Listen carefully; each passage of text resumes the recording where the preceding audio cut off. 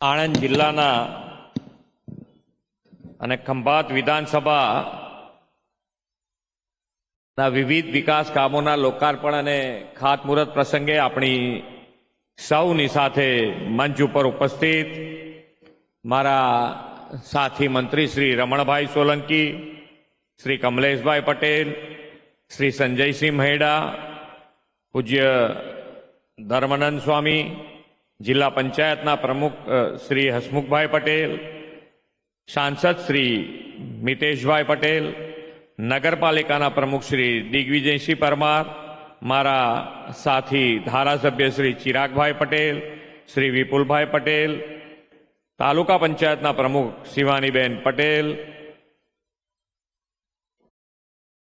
ભાજપ પ્રદેશ મંત્રી શ્રી નીરવભાઈ અમીન, પૂર્વ ધારાસભ્ય શ્રી મયુરભાઈ રાવલ, શ્રી અંબાલાલભાઈ રોહિત, શ્રી નિરંજનભાઈ પટેલ, ખંભાત શહેર ભાજપ પ્રમુખ શ્રી ત્યપનભાઈ શુક્લ, જિલ્લા કલેક્ટર શ્રી પ્રવીણ ચૌધરી, આમંત્રિત સર્વે મહાનુભાવો, પ્રેસ મીડિયાના મિત્રો, સૌને મારા નમસ્કાર.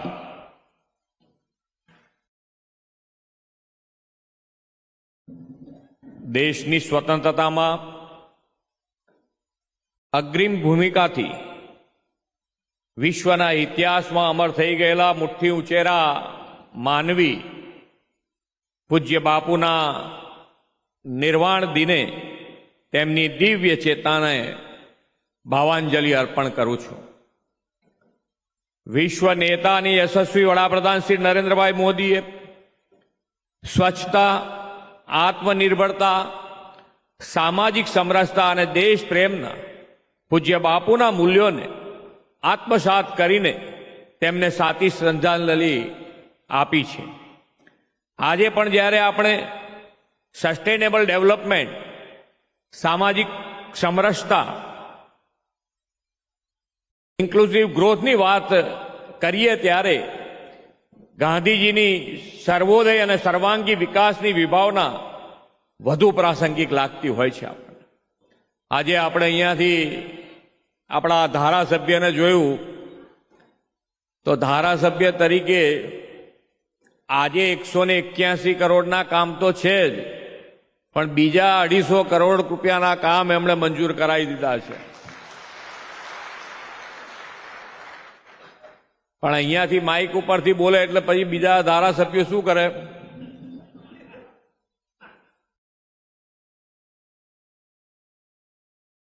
પણ હું જોઈ રહ્યો છું કે આણંદ અને આણંદ જિલ્લો અત્યારે તમારા લોકપ્રતિનિધિ એ હંમેશા એટલા એક્ટિવ રહે છે કે તમને કોઈ મુશ્કેલી ના પડે એ પહેલા, મુશ્કેલી પડે એ પહેલા તમારે અમારી જોડે આવીને તમારા કામ મંજૂર કરાવી દે છે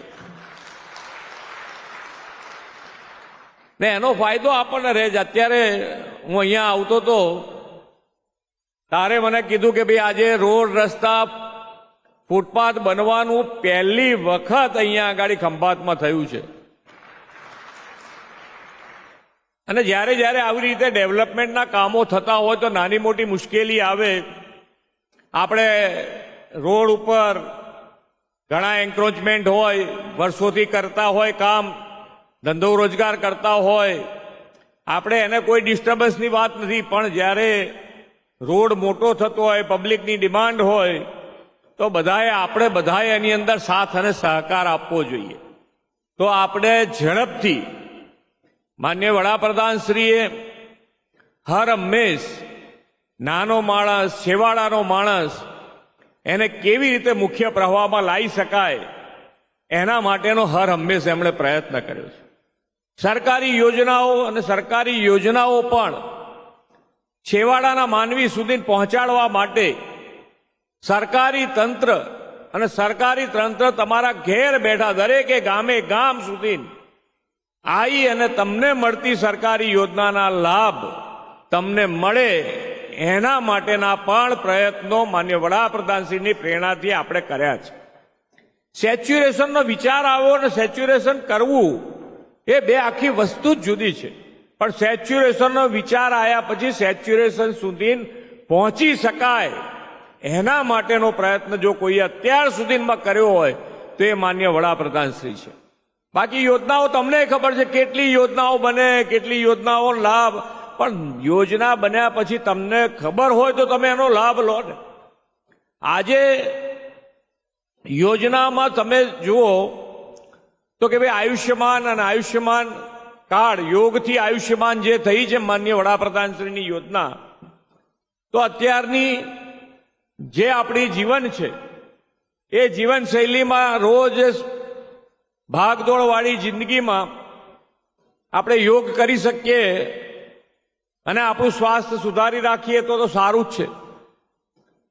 પણ આ જે પ્રમાણે અત્યારની જીવનશૈલી બની છે આપણા બધાની, એ પ્રમાણે આપણે યોગ ના કરીએ પણ માદા પડીએ તો અત્યારે આયુષ્યમાન કાર્ડ એટલું સારું વ્યવસ્થારૂપ થયું છે, આપણા માટે આશીર્વાદરૂપ સાબિત થઈ રહ્યું છે દરેક જણ માટે.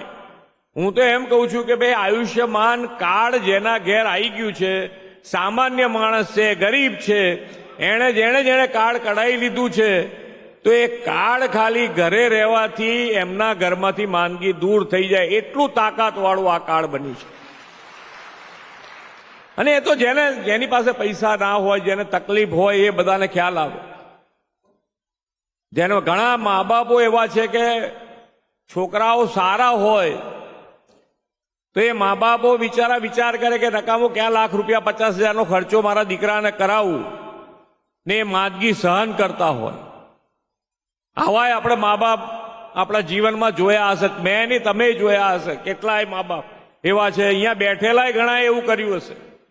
પણ આયુષ્યમાન કાર્ડ આવવાથી દીકરા અને મા બાપ બધાના પ્રોબ્લેમનું સોલ્યુશન આ કાર્ડ બની ગયું છે. ખૂબ સારી યોજના છે ને એનો લાભ દરેક જણ લઈ શકે એના માટેનો પ્રયત્ન કર્યો છે. તો દરેક જ્યારે જીવનમાં માન્ય વડાપ્રધાનશ્રીએ ક્યારેય નાનો વિચાર કર્યો નથી ને એનો સૌથી વધારે લાભ જો કોઈને મળ્યો હોય તો એ ગુજરાતને મળ્યો છે. કેવી રીતે? તો કે ભાઈ જ્યારે માન્ય વડાપ્રધાનશ્રી અહીંયા મુખ્યમંત્રી હતા ત્યારે આપણા રોડ રસ્તાની વ્યવસ્થા જુઓ, પાણીની વ્યવસ્થા જુઓ, લાઇટની વ્યવસ્થા જુઓ, એક સીમિત માત્ર હતી. મુખ્ય શહેરો હોય તો મુખ્ય શહેર પૂરતી સીમિત હતી. ગામડાઓમાં તો લાઇટનો જ પ્રોબ્લેમ કે ભાઈ ગામડામાંથી જ્યારે લોકો માન્ય વડાપ્રધાનશ્રીને મળતા ત્યારે એવું કહેતા કે ભાઈ વાળું ટાઈમે અમને વીજળી આપશો તો ચાલશે. પણ માન્ય વડાપ્રધાનશ્રીએ એ વખતે વિચાર આખા ગુજરાતનો કરી અને 24 કલાક વીજળી 365 દિવસ આખા ગુજરાતમાં વ્યવસ્થા ઊભી કરી ને એના ફાયદા આજે આપણે લઈ રહ્યા છીએ, એના ફાયદા આપણને મળી રહ્યા છે. આયુષ્યમાન કાર્ડ એકલા સરકારી હોસ્પિટલમાં નથી ચાલતું, પ્રાઇવેટ હોસ્પિટલમાં ચાલે છે. અને એના પરિણામે આજે ગ્રામ્ય સ્તરે પણ મલ્ટી સ્પેશિયાલિટી હોસ્પિટલ બની છે. અને મલ્ટી સ્પેશિયાલિટી હોસ્પિટલ કેમ બને છે? તો કે ત્યાં આગળ ખરેખર સ્વાસ્થ્ય માટે લોકો પણ ત્યાં જાય છે, એને જોઈતી સુવિધા, લાઇટ, પાણીની, રોડ ઇન્ફ્રાસ્ટ્રક્ચર, ત્યાં પહોંચવાની વ્યવસ્થા, આ બધું જ થયું છે ત્યારે એ થઈ શકે છે. એ જ રીતે ધંધા રોજગારની વાત, આપણે ત્યાં ધંધા રોજગારમાં પણ જોઈએ શું આપણે બધા? તો કે ઇન્ફ્રાસ્ટ્રક્ચર પહેલા જોઈએ, તો ઇન્ફ્રાસ્ટ્રક્ચરની પહેલા વ્યવસ્થા કરી અને 2003થી જે વાઇબ્રન્ટ કર્યું, એ વાઇબ્રન્ટના હિસાબે આજે આપણા ગુજરાત રાજ્યમાં જે વ્યવસ્થા ઊભી થઈ છે, 2003માં જ્યારે દેશ પણ ગ્લોબલ પ્લેટફોર્મ આપવા માટેનો વિચાર કરતી હશે ત્યારે માન્ય નરેન્દ્રભાઈએ ગુજરાતમાં ગ્લોબલ પ્લેટફોર્મ વેપારીઓ માટે ઊભું કર્યું અને એનો લાભ આપણને અત્યારે થઈ રહ્યો છે કે દેશની 500 જે મોટી કંપનીઓ છે એમાંથી 100થી વધારે મોટી કંપનીઓ આજે ગુજરાતમાં છે અને અત્યારે આપણે એનો લાભ મળે છે. આજે રોજ બરોજ અહીંયા ઇન્ડસ્ટ્રીઝ આવતી જાય છે, એનો ફાયદો આપણને દેખાય નહીં. પણ તમે અહીંયા આગળ ઘણા બધા ખેતી સાથે પણ જોડાયેલા છે કે જ્યારે વિઝનરી લીડરશિપ આપણને મળતી હોય તો એનો ફાયદો કેટલો મોટો થતો, તો કે ભાઈ વિઝનરી લીડરશિપનો ફાયદો કે આજે આપણા સ્વાસ્થ્ય અને સ્વાસ્થ્ય ઉપર પહેલા આપણને 50 વર્ષ થયા હોય તો 50 વર્ષ પછી આપણને એમ થાય કે ભાઈ આપણે આપણા શરીરનું ચેકઅપ રેગ્યુલર કરાવીએ. ને અત્યારે આપણે ઘણા બધા કેસ એવા જોયા છે કે નાની ઉંમરે diabetes, blood pressure, attack, cancer, આ બધા રોગો, અને રોગનું મૂળ કારણ ક્યાં આગાડીથી આવે છે તો એ જ્યારે નાની મોટી કે ભાઈ આજે આપણું જે અનાજ ઉગાડી રહ્યા છે એની અંદર જે પેસ્ટિસાઇડ્સનો ઉપયોગ થઈ રહ્યો છે, રાસાયણિક ખાતર, રાસાયણિક દવાઓનો છંટકાવ, આ બધાના હિસાબે જમીનનું સ્વાસ્થ્ય પણ બગડી રહ્યું છે, આપણું સ્વાસ્થ્ય પણ બગડી રહ્યું છે.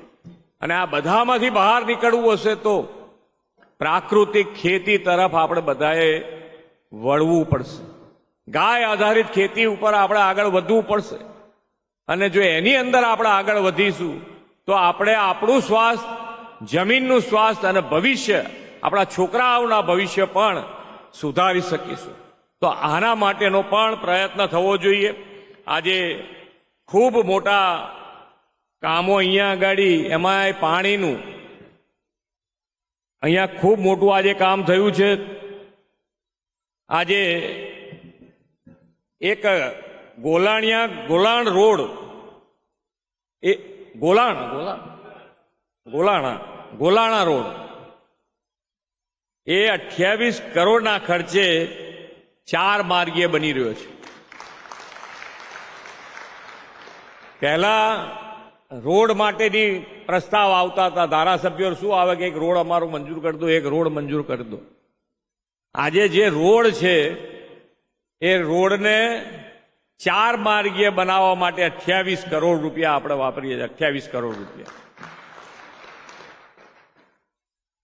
એનું કારણ છે કે ભાઈ જે પ્રમાણે માનનીય વડાપ્રધાનશ્રીએ ગુજરાત અને ગુજરાતમાં ફાઇનાન્શિયલ પોઝિશન, આ બધી જ વ્યવસ્થા ક્યારે થઈ શકે તો કે ભાઈ આપણી ફાઇનાન્શિયલ પોઝિશન ગુજરાતની એ મજબૂત પાયો માનનીય વડાપ્રધાનશ્રીએ નાખ્યો અને એના ઉપર આપણે જ્યારે આગળ વધતા હોઈએ ત્યારે આ શક્ય બને છે.